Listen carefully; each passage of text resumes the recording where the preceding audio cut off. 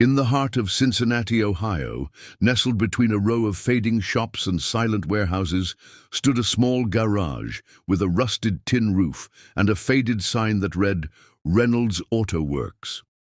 Inside, the scent of grease and iron lingered thick in the air, and the sound of clanking tools echoed from its dim corners. The garage was run by Jake Reynolds, a quiet, middle-aged man with calloused hands and a face weathered by years of honest labor. He wasn't known by many beyond the neighborhood, but those who did knew him as the man who never said no to fixing anything. Jake had no advertisements, no website, and no social media presence. His clients came through word of mouth, drawn by the stories of a mechanic who could fix even the most hopeless machines. He had a deep love for engineering and spent hours tinkering with old appliances and devices just for the challenge. He had no family left, no children or wife, just memories of a younger sister, Emily, who once depended on a wheelchair and passed away far too soon from a rare genetic condition. That memory often haunted his quiet nights. One cold Thursday afternoon, the clouds overhead began to release a steady drizzle. Jake was bent over the engine of a broken-down Chevy pickup when he heard the low hum of a luxury SUV pulling up outside. He wiped his hands on a rag and turned to see a sleek black Cadillac Escalade gliding to a stop just feet from his garage entrance. The windows were tinted, but from the silhouette inside, he could tell the driver wasn't from around the neighborhood. Curious, Jake stepped forward, his boots splashing slightly in a shallow puddle forming on the cracked concrete. The door opened slowly, and a tall, elegant woman stepped out. Her coat was high fashion, her posture poised and commanding. Jake noticed her stiletto. Heels were entirely inappropriate for this part of town. She walked confidently around to the back door and opened it gently. From inside emerged a young girl, no more than 8 years old, her legs slender and motionless. A nurse lifted her gently into a wheelchair, adjusting her legs carefully. The woman turned toward Jake and extended a gloved hand. "I'm Helena Grayson," she said with a voice that hinted at power and polish. "This is my daughter, Lily." Jake shook her hand, feeling a little underdressed in his oil-stained jacket. Helena motioned to the wheelchair. "It broke down this morning," she said. "The motor isn't responding and the left wheel is stuck. We've ordered a new one, but it'll take 2 weeks. We're visiting Cincinnati for a medical conference. I was told you might be able to help by a nurse at the hotel." Jake glanced at the chair. It was a sophisticated, custom-built electric model, likely imported from Europe. Not the kind of thing you'd find lying around. Jake crouched down to examine it as rain dripped from the garage roof above. The metal casing was cracked near the wheelbase. Overheating. He could see signs of poor maintenance, too. "I've never worked on this exact model," he admitted, running a hand along the side panel. "But I've got some tools and spare components that might do the job. Give me a few hours." Helena arched a skeptical brow, as if uncertain this modest-looking man could repair such a complex piece of machinery. But she nodded. "Please try.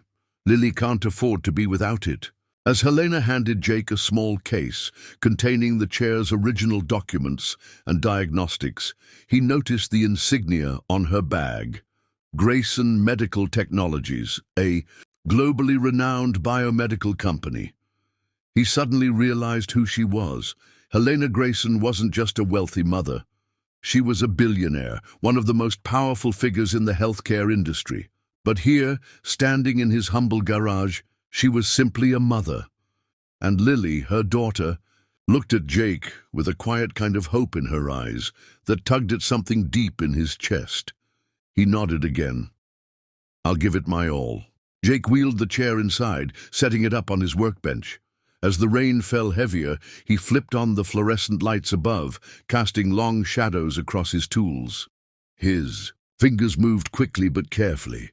He removed the casing, checked the circuits, and cross-referenced the wiring diagram from the manual.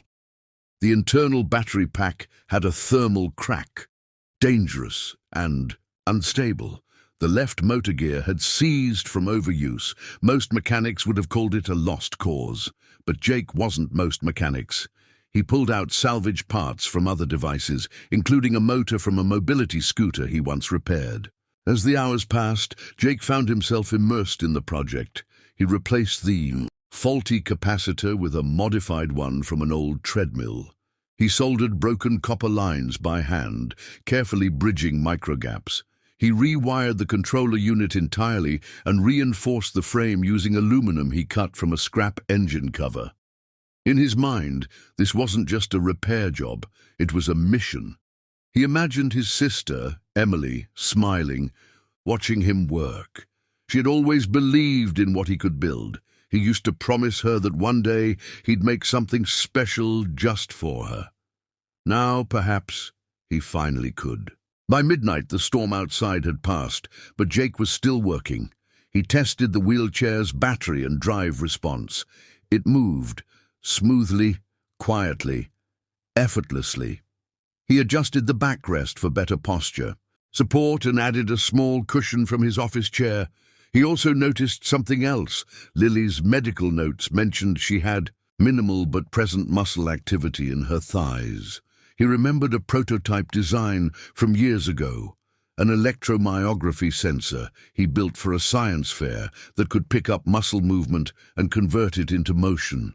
Jake retrieved the old device from a box in the corner of his garage.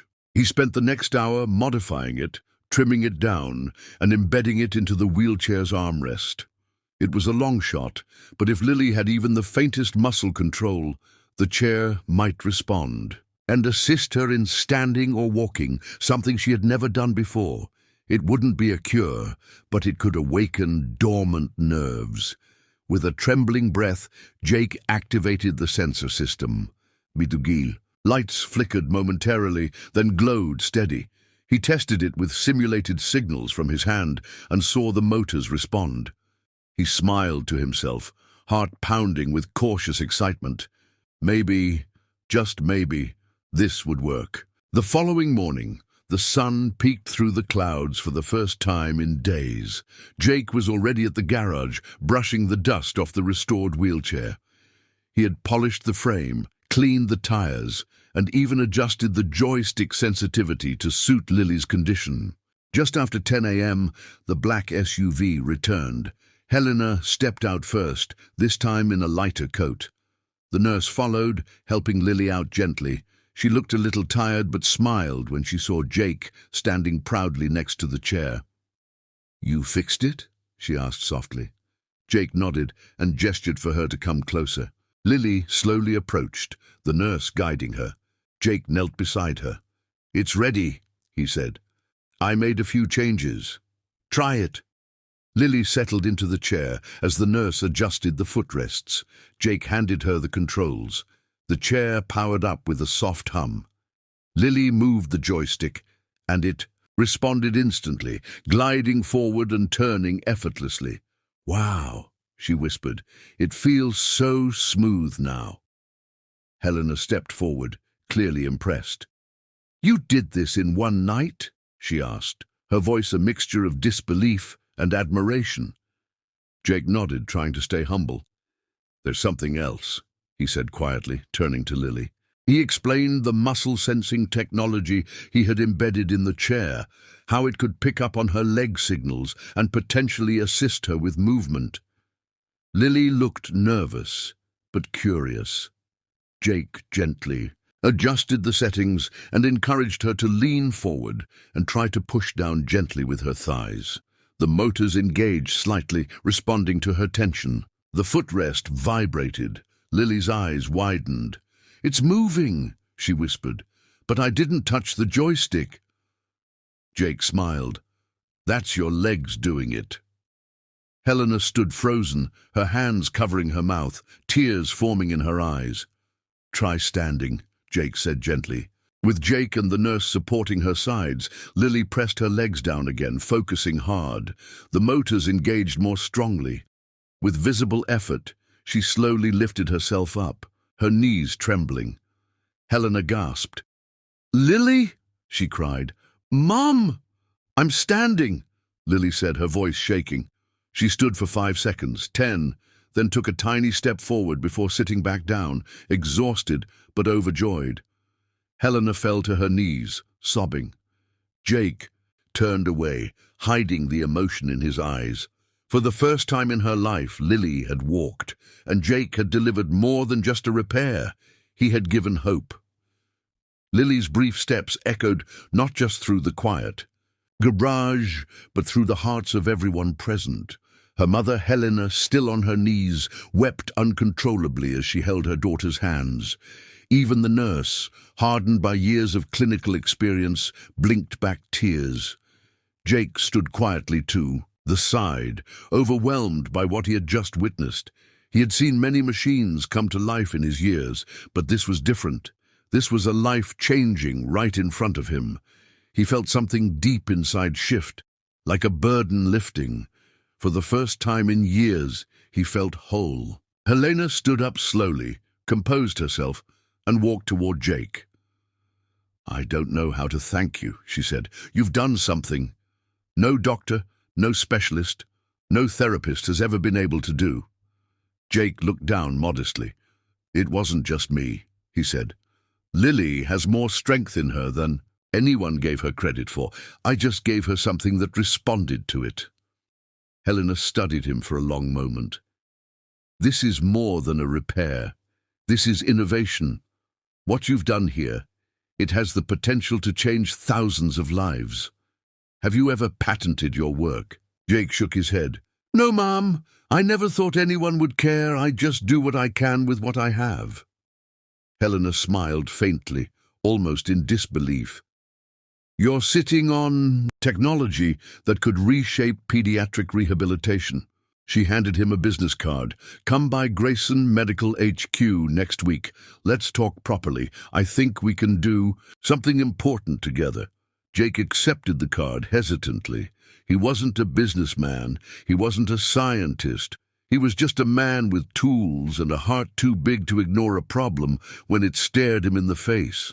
But still, he nodded. Helena and Lily left soon after, but the feeling lingered in the garage, long after their SUV disappeared around the corner. Jake sat on the edge of the workbench, looking at the now empty wheelchair cradle. Something had changed, not just in Lily, but in him. That night, he barely slept.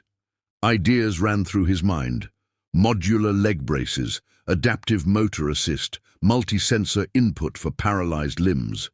He scribbled designs on old newspapers, took apart unused machines, and began piecing together newer versions of the system. He didn't think about money. He thought about children like Lily, sitting in silence, dreaming of walking. The following Monday, Jake arrived at Grayson Medical's towering headquarters in downtown Cincinnati. It was the first time in years he had worn a button-down shirt. He felt out of place among the polished floors and glass walls, but he walked with purpose. At the front desk, a receptionist recognized his name immediately. "Right this way, Mr. Reynolds. Ms. Grayson is expecting you." He was led to the 38th floor, where Helena